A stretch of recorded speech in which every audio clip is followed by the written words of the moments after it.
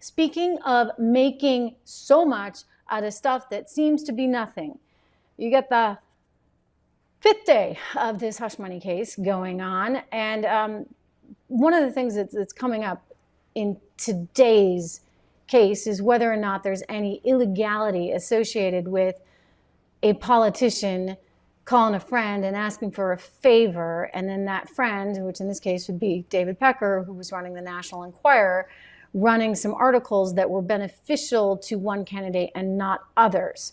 Here's Donald Trump. I played you a short excerpt. I want you to see the whole thing outside the courthouse this morning. They're not letting him campaign. Remember, he can't campaign. He's got to be in court 4 out of 5 days a week. Another attempt to interfere in the election, he would say. So he is taken to the streets, literally. Here he is outside the courthouse speaking this morning, and I want you to hear it. Thank you very much. It's a big day in Pennsylvania, and we hope the people get out there and vote. It's important to vote, to let them know that we're coming on November 5th. We're coming big.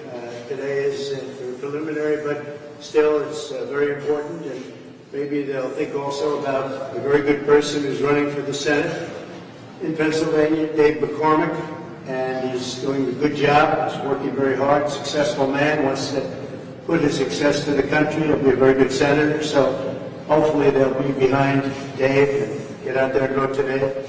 So Pennsylvania, get out and vote. What's going on at the college level and the colleges, Columbia, NYU, and others, is a disgrace. And it's really on Biden. He has the wrong signal. He's got the wrong tone. He's got the wrong words. He doesn't know who he's backing. And it's a mess. And if this were me, he'd be after me. He'd be after me so much. But they're trying to give him a pass. And what's going on is a disgrace to our country.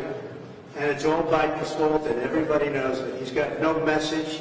He's got no compassion. He doesn't know what he's doing. He can't put 2 sentences together, frankly. He is the worst president in the history of our country. And again, what's going on is a disgrace. Now, it's interesting outside for great Americans, people that want to come down and they want to protest at the court, and they want to protest peacefully. We have more police presence here than anyone's ever seen. For blocks, you can't get near this courthouse. And yet you have nobody up at a college where you have very radical people wanting to rip the colleges down, the universities down, and that's a shame. But it all starts with Joe Biden. The signals he puts out are so bad. And I can tell you, he's no friend of Israel, that's for sure. And he's no friend of the Arab world either.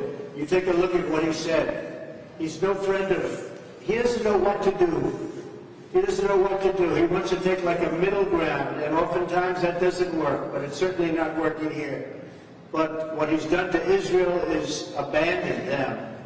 And he's trying to be as nice as he can to the other side. Call it the Arab world, but that's not working either because they get him. And he's an incompetent man. A peace will never happen with a guy like this. Thank you very much.